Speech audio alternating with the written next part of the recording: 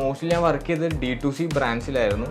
Mamaearth ഉണ്ട്, Fox tail ഉണ്ട്, minimalist, ഇങ്ങനെയുള്ള അത്യാവശ്യം നല്ല ബ്രാൻഡ്സായിട്ട് എനിക്ക് വർക്ക് ചെയ്യാൻ പറ്റി. ഡയറക്റ്റ്ലി നമുക്ക് പറയാനുള്ളത് ഓഡിയോ ആയിട്ട് റെക്കോർഡ് ചെയ്തിട്ട് നമുക്ക് കമൻ്റ് ആയിട്ട് പോസ്റ്റ് ചെയ്യാൻ പറ്റും. ദുബായിലെല്ലാം ഇൻഫ്ലുവൻസേഴ്സിനെ അല്ലെങ്കിൽ ക്രിയേറ്റേഴ്സിനെ അങ്ങോട്ട് വെൽക്കം ചെയ്തുകൊണ്ടിരിക്കുകയാണ്, ലൈക്ക് അവിടെ ഒരു എക്കണോമിക് സൃഷ്ടിക്കാൻ വേണ്ടിയിട്ട്. അതുകൊണ്ട് നമ്മുടെ ഫ്രണ്ട് സർക്കിളിലുള്ളവർ തന്നെ ഇൻഫ്ലുവൻസേഴ്സ് ആയിട്ട് മാറിക്കൊണ്ടിരിക്കുകയാണ്.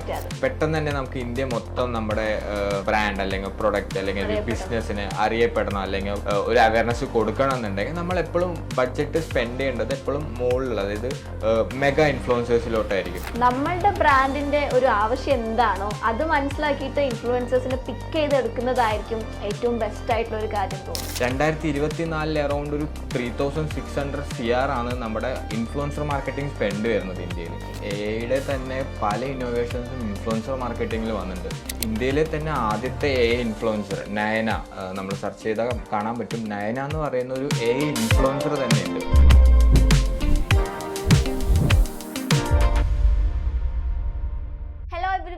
Welcome to Let's Get Real, the honest conversation about life, career and marketing.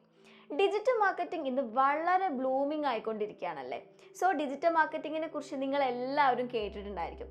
എന്നാൽ അതിൽ തന്നെ വളരെ പൊട്ടൻഷ്യൽ ഉള്ളൊരു നീഷാണ് ഇൻഫ്ലുവൻസർ മാർക്കറ്റിംഗ്. മീറ്റ് അവർ ഗസ്റ്റ് അഭിഷേക്. ഹായ്. ഇന്ത്യയിലെ തന്നെ ടോപ്പ് ബ്രാൻഡുകളുമായിട്ട് കൊളാബ് ചെയ്തുകൊണ്ട് വർക്ക് ചെയ്തിട്ടുള്ള ഇൻഫ്ലുവൻസർ മാർക്കറ്റിംഗ് സ്പെഷ്യലിസ്റ്റ് ആണ് അഭിഷേക്. ഇപ്പോൾ ഒരുപാട് ബ്രാൻഡുകൾക്ക് വേണ്ടി വർക്ക് ചെയ്തു എന്ന് പറഞ്ഞല്ലോ. അപ്പോൾ ഓരോ ബ്രാൻഡിൻ്റെയും ഒരു എക്സ്പീരിയൻസ് എങ്ങനെയായിരുന്നു? ഡിഫറെൻ്റ് ആയിട്ടുള്ള എക്സ്പീരിയൻസ് ആയിരിക്കും പല ബ്രാൻഡുകൾക്ക് വേണ്ടി നമ്മൾ വർക്ക് ചെയ്യുമ്പോൾ. അപ്പോൾ അതെങ്ങനെയായിരുന്നു ആ ഒരു എക്സ്പീരിയൻസ്? പല ബ്രാൻഡ്സിന് വേണ്ടി നമ്മൾ വർക്ക് ചെയ്യുന്ന സമയത്ത് ഡിഫറെൻറ്റ് ക്യാമ്പയിൻസ് ആയിരിക്കും നമ്മൾ ഹാൻഡിൽ ചെയ്യുക. ഡിഫറെൻറ്റ് നമ്പർ ഓഫ് ബഡ്ജറ്റ് ആയിരിക്കും, ബഡ്ജറ്റിൽ വേരിയേഷൻസ് ഉണ്ടാവും, ഇൻഫ്ലുവൻസേഴ്സിൽ വേരിയേഷൻസ് ഉണ്ടാവും, അതേപോലെ തന്നെ ക്യാമ്പയിൻ ഒബ്ജക്റ്റീവിൽ ഡിഫറെൻ്റ് ഉണ്ടാവും. സോ അപ്പോൾ നമ്മൾ എപ്പോഴും നോക്കേണ്ടത് ആ ക്യാമ്പയിനായിട്ട് അലൈനായി പോകുന്ന ഇൻഫ്ലുവൻസേഴ്സിനെ സെലക്ട് ചെയ്യുക. അപ്പോൾ ക്യാമ്പയിന് തന്നെ ഒരു എന്താ പറയുക, ഒരു പേഴ്സണാലിറ്റി ഉണ്ടാവും, ലൈക്ക് നമ്മൾ എന്തിനാണ് ഈ ക്യാമ്പയിൻ ചെയ്യുന്നത് എന്നുള്ളൊരു. സോ നമ്മൾ മോസ്റ്റ്ലി നമ്മൾ ആ ബ്രാൻഡ് POCൻ്റെ അടുത്തുനിന്ന് സോ ഈ ക്യാമ്പയിൻ എന്തിനു വേണ്ടിയിട്ടുള്ളതാണെന്ന് ഫസ്റ്റ് നമ്മൾ അണ്ടർസ്റ്റാൻഡ് ചെയ്യുക. സോ അവരായിട്ട് മീറ്റിംഗ്സ് എടുക്കുക, അവരിൽ നിന്ന് എല്ലാം നമ്മൾ മനസ്സിലാക്കുക, ലൈക്ക് എന്തിനായിരിക്കും ഈ ക്യാമ്പയിൻ ചെയ്യാൻ പോകുന്നത്, ലൈക്ക് ഇതിൻ്റെ ലൈക്ക് ഔട്ട്പുട്ട് എന്തായിരിക്കും, സോ ഈ ബഡ്ജറ്റ് എങ്ങനെ യൂസ് ചെയ്യണം, ഇതെല്ലാം നമ്മൾ പഠിച്ചതിന് ശേഷം നമ്മളായിട്ട് അനലൈസ് ചെയ്തിട്ടായിരിക്കണം നമ്മൾ ഈ ക്യാമ്പയിനോട് നമ്മൾ സെറ്റ് ചെയ്യേണ്ടത്. അഭിഷേക്, ഈ ഒരു ഇൻഫ്ലുവൻസർ മാർക്കറ്റിംഗിൽ ഈ ഒരു കഴിഞ്ഞ കുറച്ച് വർഷങ്ങളായിട്ട് വന്ന മാറ്റങ്ങൾ എന്തൊക്കെയാണ്? നമ്മൾ നോക്കുന്നെങ്കിൽ ഇൻഫ്ലുവൻസർ മാർക്കറ്റിംഗ് സെഗ്മെൻറ്റിൽ തന്നെ ഒരുപാട് മാറ്റങ്ങൾ വന്നിട്ടുണ്ട്. ഇപ്പോൾ AI തന്നെ പല ഇന്നോവേഷൻസും ഇൻഫ്ലുവൻസർ മാർക്കറ്റിംഗിൽ വന്നിട്ടുണ്ട്.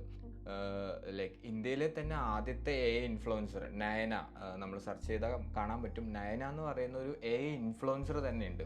അതേപോലെ തന്നെ നമ്മൾ ഇൻഫ്ലുവൻസർ മാർക്കറ്റിങ്ങിൽ ഒരു മാറ്റം, വൺ ഓഫ് ദ മേജർ മാറ്റം എന്ന് പറയുന്നത് ഇപ്പോൾ UGC കണ്ടന്റ് അല്ലെങ്കിൽ UGC ക്രിയേറ്റേഴ്സ് ഒരുപാട് കൂടി വരുന്നുണ്ട്. അതെന്താന്ന് വെച്ച് കഴിഞ്ഞാൽ അവർക്ക് ഒരുപാട് ഓപ്പർച്യൂണിറ്റീസ് ബ്രാൻഡ് സൈഡിൽ നിന്നാണെങ്കിലും ബിസിനസ് സൈഡിൽ നിന്നാണെങ്കിലും UGC ക്രിയേറ്റേഴ്സിന് ഒരുപാട് ഓപ്പർച്യൂണിറ്റീസും വരുന്നുണ്ട്. UGC ക്രിയേറ്റേഴ്സ് എന്ന് പറയുന്ന സമയത്ത് റിയൽ ടൈം വീഡിയോസ് അല്ലെങ്കിൽ real time users experience share ചെയ്യുന്ന ഇൻഫ്ലുവൻസേഴ്സ് ആണ് അല്ലെങ്കിൽ ക്രിയേറ്റേഴ്സ് ആണ് UGC ക്രിയേറ്റേഴ്സ്. സോ അപ്പോൾ അവരിലേക്കാണ് കൂടുതലും ബ്രാൻഡ്സ് എന്ത് ചെയ്യുന്നത്, കൊളാബറേഷൻസ് കൊടുക്കുന്നത്. എന്താണെന്ന് വെച്ച് കഴിഞ്ഞാൽ ഈ UGC ക്രിയേറ്റേഴ്സിൻ്റെ വീഡിയോസിന് CTR കൂടുതലായിരിക്കും എപ്പോഴും, അതായത് ക്ലിക്ക് ത്രൂ റേറ്റ് കൂടുതലായിരിക്കും. എന്താണെന്ന് വെച്ച് കഴിഞ്ഞാൽ നമ്മളെപ്പോഴും റിയൽ ടൈം ആയിട്ട് കാണുന്ന വീഡിയോസ് ആയിരിക്കും കൂടുതൽ ഇഷ്ടപ്പെടുക. ലൈക്ക് ഒന്ന് ഫോഴ്സ്ഫുള്ളി പറയുന്നതിനേക്കാൾ കൂടുതൽ അല്ലെങ്കിൽ ഒരു ആർട്ടിഫിഷ്യൽ കാണുന്നതിനേക്കാൾ കൂടുതലും ഒരു റിയൽ ടൈം എക്സ്പീരിയൻസ് നമുക്ക് അറിയാൻ ഭയങ്കര ക്യൂരിയോസിറ്റി ആയിരിക്കും. ലൈക്ക് ഇപ്പോൾ ഞാനിപ്പോൾ എന്തെങ്കിലും സാധനം യൂസ് ചെയ്തിട്ട് അതിൻ്റെ റിവ്യൂ പറയുന്നത് എല്ലാവർക്കും പെട്ടെന്ന് ലൈക്ക് അക്സെപ്റ്റ് ചെയ്യാനും ഭയങ്കര ഈസി ആയിരിക്കും. സോ അതുകൊണ്ട് തന്നെ UGC ക്രിയേറ്റേഴ്സിനാണ് ഇപ്പോൾ കൂടുതലും ബ്രാൻഡ്സ് കൊളാബറേഷൻസ് എല്ലാം വന്നു തുടങ്ങുന്നത്. അതേപോലെ തന്നെ നമ്മളിപ്പോൾ മെഗാ അല്ലെങ്കിൽ മാക്രോ ഇൻഫ്ലുവൻസേഴ്സിന് ഹ്യൂജ് ബഡ്ജറ്റ് സ്പെൻഡ് ചെയ്യുന്നതിനേക്കാൾ കൂടുതൽ ഇപ്പോഴത്തെ ബ്രാൻഡ്സ് എല്ലാം മൈക്രോ നാനോ ഇൻഫ്ലുവൻസേഴ്സിലോട്ടാണ് കൂടുതലും കോൺസെൻട്രേറ്റ് ചെയ്യുന്നത്. എന്താണെന്ന് വെച്ച് കഴിഞ്ഞാൽ നമുക്ക് കോസ്റ്റ് എഫക്റ്റീവായിട്ട് ഇൻഫ്ലുവൻസർ മാർക്കറ്റിംഗ് നമുക്ക് ചെയ്യാൻ പറ്റും മൈക്രോ നാനോ ക്രിയേറ്റേഴ്സിനെ എടുക്കുകയെന്നുണ്ടെങ്കിൽ. ബിക്കോസ് അവർക്ക് ഇപ്പോൾ അറൗണ്ട് ഒരു 2500 അല്ലെങ്കിൽ 5000 ഫോളോവേഴ്സ് ഉണ്ടാവുള്ളൂ. ബട്ട് അതെല്ലാം ജെനുവിൻ ഫോളോവേഴ്സ് ആയിരിക്കും. പ്ലസ് അവരുടെ ഇൻഫ്ലുവൻസർ അല്ലെങ്കിൽ അവരുടെ വീഡിയോ റീച്ചും ഭയങ്കര കൂടുതലായിരിക്കും. പ്ലസ് നമ്മൾ നോക്കുകയാണെങ്കിൽ കഴിഞ്ഞാൽ ഈ മൈക്രോ നാനോ ഇൻഫ്ലുവൻസേഴ്സിന് എൻഗേജ്മെൻറ്റ് റേറ്റും ഭയങ്കര കൂടുതലായിരിക്കും. അവർ ഓഡിയൻസായിട്ട് ഇൻട്രാക്ട് ചെയ്യുന്ന നമുക്ക് അവരുടെ കമൻറ്റ് സെക്ഷനിൽ പോയി കഴിഞ്ഞാൽ കാണാൻ പറ്റും. പിന്നെ അതേപോലെ തന്നെ ഇൻഫ്ലുവൻസർ മാർക്കറ്റിംഗ് സ്പെൻഡ്, ഇന്ത്യയിലെ തന്നെ ഇൻഫ്ലുവൻസർ മാർക്കറ്റിംഗ് സ്പെൻഡ് പറയുന്നത്, അതായത് നമ്മുടെ കോമ്പൗണ്ട് ആനുവൽ ഗ്രോത്ത് റേറ്റിൽ പറയുന്നത് 2024 അറൗണ്ട് ഒരു 3600 CR ആണ് നമ്മുടെ ഇൻഫ്ലുവൻസർ മാർക്കറ്റിംഗ് സ്പെൻഡ് വരുന്നത് ഇന്ത്യയിൽ. സോ അതിൻ്റെ ഒരു 25% ഗ്രോത്ത് എന്തുണ്ട് 2025 സംഭവിച്ചിട്ടുണ്ട്. അറൗണ്ട് 4000 to 4500 600 വരെ ഗ്രോത്ത് സംഭവിച്ചിട്ടുണ്ട് 2025 ആയപ്പോൾ. സോ ഇനി ഫ്യൂച്ചറിലോട്ടും നമ്മൾ ഇതിൻ്റെ ഒരു ഗ്രോത്ത് ആണ് കാണുന്നത്. ബിക്കോസ് എന്താണെന്ന് പറഞ്ഞു കഴിഞ്ഞാൽ ഇപ്പോൾ ക്രിയേറ്റർ ഇൻഡസ്ട്രി ആയിക്കോട്ടെ, ഇൻഫ്ലുവൻസർ ഇൻഡസ്ട്രി ആയിക്കോട്ടെ, ഭയങ്കരമായിട്ട് ബൂം ആയിക്കൊണ്ടിരിക്കുന്നത്. ബിക്കോസ് ഇപ്പോൾ ഡേ ടു ഡേ ലൈഫിൽ തന്നെ നമുക്ക് കാണാൻ പറ്റും, ഇവൻ നമ്മുടെ ഫ്രണ്ട് സർക്കിൾ ഉള്ളവർ തന്നെ ഇൻഫ്ലുവൻസേഴ്സ് ആയിട്ട് മാറിക്കൊണ്ടിരിക്കുകയാണ്. എന്താന്ന് വെച്ചാൽ അത്രയും ഓപ്പർച്യൂണിറ്റീസ് ഈ ലോകത്ത് ഇപ്പോൾ ക്രിയേറ്റ് ആയിക്കൊണ്ടിരിക്കുന്നുണ്ട്. ലൈക്ക് ഓൾമോസ്റ്റ് എല്ലാ ബ്രാൻഡ്സും ഫേസ് വാല്യൂ ക്രിയേറ്റ് ആവുന്നുണ്ട്. എല്ലാ ബ്രാൻഡ്സും എല്ലാ നീഷിലുള്ള ബ്രാൻഡ്സിനും ഇപ്പോൾ ഇൻഫ്ലുവൻസേഴ്സ് അല്ലെങ്കിൽ ഇൻഫ്ലുവൻസർ മാർക്കറ്റിംഗ് ചെയ്യാൻ പറ്റുന്നുണ്ട്. ഇപ്പോൾ ഒരുപാട് ബ്രാൻഡുകൾ ഉണ്ടല്ലോ. അപ്പോൾ നമ്മളുടെ ഒരു ബ്രാൻഡിന് വേണ്ടിയിട്ട് അല്ലെങ്കിൽ ഒരു സ്പെഷ്യൽ ബ്രാൻഡിന് വേണ്ടിയിട്ട് ഒരു ഇൻഫ്ലുവൻസറെ നമ്മൾ എങ്ങനെയാണ് സെലക്ട് ചെയ്തെടുക്കേണ്ടത്? ഇപ്പോൾ നമുക്ക് ചുറ്റിലും ഒരുപാട് ഇൻഫ്ലുവൻസേഴ്സ് ഉണ്ട്. അപ്പോൾ ആ ഒരു പേഴ്സൺ എൻ്റെ ബ്രാൻഡിന് അല്ലെങ്കിൽ ഒരു കമ്പനിക്ക് ആപ്റ്റായിട്ടൊരു പേഴ്സൺ ആണോ എന്നുള്ളത് നമ്മൾ എങ്ങനെ മനസ്സിലാക്കും? ഓക്കെ, നമ്മൾ ഇൻഫ്ലുവൻസർ സെലക്ട് ചെയ്യുന്നത് തന്നെയാണ് ഏറ്റവും ഇമ്പോർട്ടൻ്റ് ആയിട്ട് ശ്രദ്ധിക്കേണ്ട കാര്യം. ഒരു സ്പെസിഫിക് ആയിട്ടുള്ളൊരു ബിസിനസ്സിന് അല്ലെങ്കിൽ ഒരു പ്രൊഡക്റ്റിന് അല്ലെങ്കിൽ ഒരു സർവീസിന് ഒരു ഇൻഫ്ലുവൻസറെ സെലക്ട് ചെയ്തെടുക്കുക എന്നുള്ളതാണ് ഏറ്റവും ഇമ്പോർട്ടൻ്റ് ആയിട്ടുള്ള കാര്യം നമ്മൾ നോക്കുമ്പോൾ.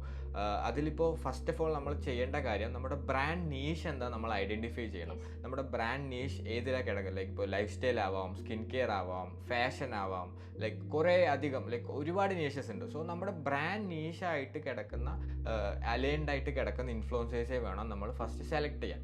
സോ അതേപോലെ തന്നെ നമ്മൾ ഇൻഫ്ലുവൻസറെ സെലക്ട് ചെയ്യുന്ന സമയത്ത് നമ്മൾ മേജറായിട്ട് നോക്കേണ്ട ഒന്നാമത്തെ കാര്യം ഒന്ന് സി പി വി എന്ന് പറയുന്നത് കോസ്റ്റ് പെർ വ്യൂ ആണ്. കോസ്റ്റ് പെർ വ്യൂ എങ്ങനെ സെലക്ട് ചെയ്യേണ്ടതെന്ന് വെച്ച് കഴിഞ്ഞാൽ ചില ഇൻഫ്ലുവൻസേഴ്സ് ഹൈലി ചാർജബിൾ ആയിരിക്കും, പക്ഷേ ആ ഒരു ചാർജിനനുസരിച്ചിട്ടുള്ള വ്യൂസ് അവർക്ക് അച്ചീവ് ചെയ്യാൻ പറ്റില്ലായിരിക്കും. സോ നമ്മൾ എപ്പോഴും മേജറായിട്ട് നോക്കേണ്ടത് CPV ആണ്. രണ്ടാമതായിട്ട് പിന്നെ ഒരു ഇമ്പോർട്ടൻ്റ് ആയിട്ട് ശ്രദ്ധിക്കേണ്ട കാര്യം എൻഗേജ്മെൻറ്റ് റേറ്റ് ആണ്. എൻഗേജ്മെൻറ്റ് റേറ്റ് എന്ന് പറയുമ്പോൾ മില്യൺസ് ഓഫ് ഫോളോവേഴ്സ് അല്ലെങ്കിൽ മില്യൺസ് ഓഫ് വ്യൂസ് ഉള്ള ഇൻഫ്ലുവൻസേഴ്സ് ഉണ്ടാവും, പക്ഷെ അതിൻ്റെ എൻഗേജ്മെൻറ്റ് എപ്പോഴും ഭയങ്കര കുറവായിരിക്കും.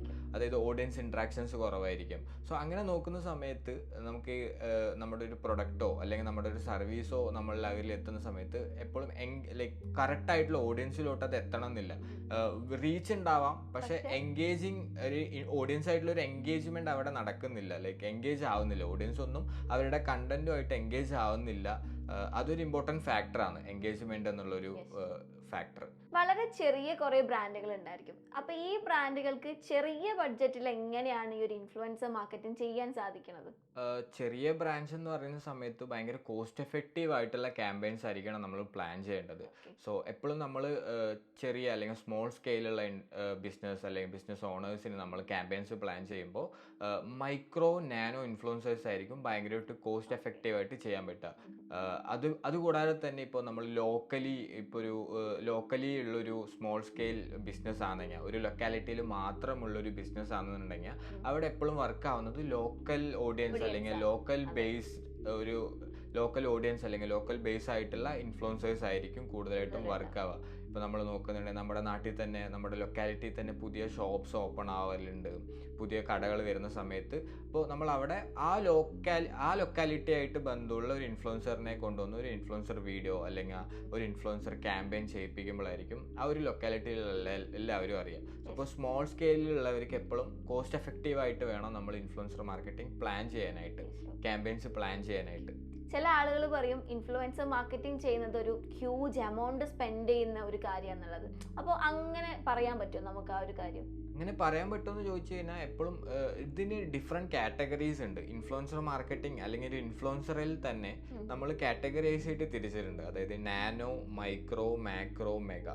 സോ ഈ മെഗാ മാക്രോ ഇൻഫ്ലുവൻസേഴ്സിനായിരിക്കും എപ്പോഴും ബഡ്ജറ്റ് കൂടുതൽ വരിക. സോ ബിക്കോസ് എന്താണെന്ന് വെച്ച് കഴിഞ്ഞാൽ അവർക്ക് കൂടുതൽ ഫോളോവേഴ്സ്, മില്യൺസ് ഓഫ് ഫോളോവേഴ്സ് അല്ലെങ്കിൽ ഫേസ് വാല്യൂ അതെല്ലാം അവർക്ക് കൂടുതലായിരിക്കും. ഇപ്പുറത്ത് നോക്കുമ്പോൾ നാനോ മൈക്രോ ക്രിയേറ്റേഴ്സിനെല്ലാം ഫോളോവേഴ്സ് കുറവായിരിക്കും, അതേപോലെ തന്നെ അവരുടെ പ്രൈസ് അല്ലെങ്കിൽ അവരുടെ കൊമേഴ്ഷ്യൽസും ഭയങ്കര കുറവായിരിക്കും.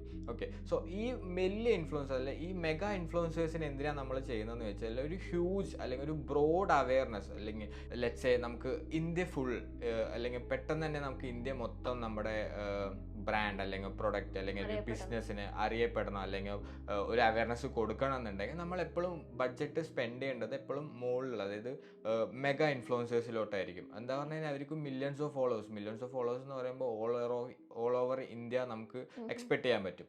സോ നമുക്ക് എപ്പോഴും അവയർനെസ് പെട്ടെന്ന് അല്ലെങ്കിൽ കൂടുതലായിട്ട് കൊടുക്കണം എന്നുണ്ടെങ്കിൽ നമ്മൾ എപ്പോഴും മെഗാ ക്രിയേറ്റേഴ്സിനോട്ട് എടുക്കുക. അപ്പൊ എനിക്ക് തോന്നുന്നു നമ്മളുടെ ബ്രാൻഡിന്റെ ഒരു ആവശ്യം എന്താണോ അത് മനസ്സിലാക്കിയിട്ട് ഇൻഫ്ലുവൻസേഴ്സിനെ പിക്ക് ചെയ്തെടുക്കുന്നതായിരിക്കും ഏറ്റവും ബെസ്റ്റ് ആയിട്ടുള്ള ഒരു കാര്യം തോന്നുന്നു. യെസ്, അതെ. നമ്മൾ എപ്പോഴും നമ്മൾ ശ്രദ്ധിക്കേണ്ടത് നമ്മുടെ ബ്രാൻഡുമായിട്ട് അലൈൻ ചെയ്ത് നിൽക്കണം, അല്ലെങ്കിൽ നമ്മുടെ ബ്രാൻഡ് ക്രെഡിബിലിറ്റി, ബ്രാൻഡ് ഒതന്റിസിറ്റി ആയിട്ട് അലൈൻ ആയിട്ട് നിൽക്കുന്ന ഇൻഫ്ലുവൻസേഴ്സ് ആയിരിക്കണം നമ്മൾ എപ്പോഴും സെലക്ട് ചെയ്യേണ്ടത്.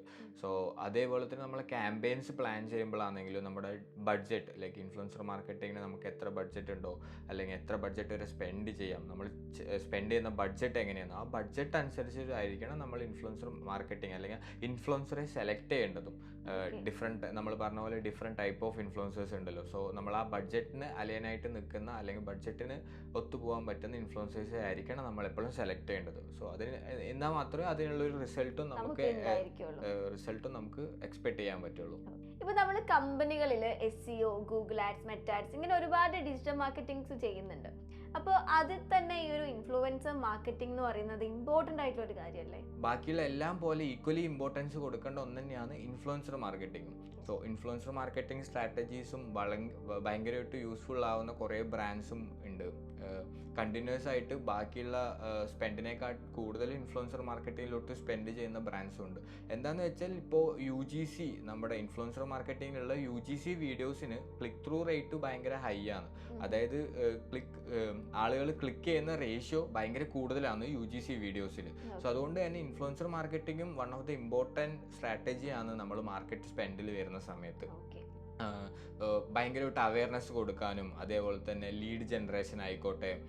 മെയിനായിട്ട് ഇൻഫ്ലുവൻസർ മാർക്കറ്റിംഗ് ചെയ്യുന്നത് എന്താണെന്ന് വെച്ച് കഴിഞ്ഞാൽ അവയർനെസ്സിന് വേണ്ടി തന്നെയാണ്. അതായത് നമ്മൾ ഒരു ഫേസ് വാല്യൂ ഉള്ള അല്ലെങ്കിൽ ഒരു എക്സ്റ്റാബ്ലിഷ്ഡ് ആയിട്ടുള്ള അല്ലെങ്കിൽ നമ്മുടെ ഡേ ടു ഡേ ലൈഫിൽ നമ്മൾ കാണുന്ന ഒരാൾ നമ്മളോടൊരു കാര്യം പറയുന്ന സമയത്ത് നമുക്ക് ഈസിലി ഒരു കാര്യം രജിസ്റ്റേർഡ് ആവും, നമുക്ക് പെട്ടെന്ന് തന്നെ അത് ഉൾക്കൊള്ളാനും പറ്റും, അത് നമ്മൾ അക്സെപ്റ്റ് ചെയ്യും. ഇപ്പോൾ ഒരു എക്സാമ്പിൾ പറയാന്നുണ്ടെങ്കിൽ ഞാൻ ഡെയിലി ഒരു കണ്ടന്റ് കാണുന്നു, ലൈക്ക് ആ കണ്ടന്റിലുള്ള ഒരാൾ ഒരു 10 ദിവസം ഉപയോഗിച്ചൊരു പ്രൊഡക്റ്റ് എന്നോടും പറയുന്നു, 10 ദിവസം ഉപയോഗിച്ചു, സോ ഇതിൻ്റെ 10 ദിവസത്തെ റിസൾട്ട് ഇതാണ് എന്ന് പറയുന്ന സമയത്ത് നമുക്ക് ഈസിലി അത് രജിസ്റ്റർ ആവും, അല്ലെങ്കിൽ നമ്മളത് അക്സെപ്റ്റ് ചെയ്യാനും നമുക്ക് പറ്റും, റെഡി ആയിരിക്കും. ഫോർ എക്സാമ്പിൾ ഞാൻ കാണുന്ന ഒരു ഇൻഫ്ലുവൻസർ ഒരു പ്രൊഡക്റ്റ് എനിക്ക് സജസ്റ്റ് ചെയ്യുന്ന പോലത്തെ ഒരു ഫീൽ എനിക്ക് വരും. യെസ്.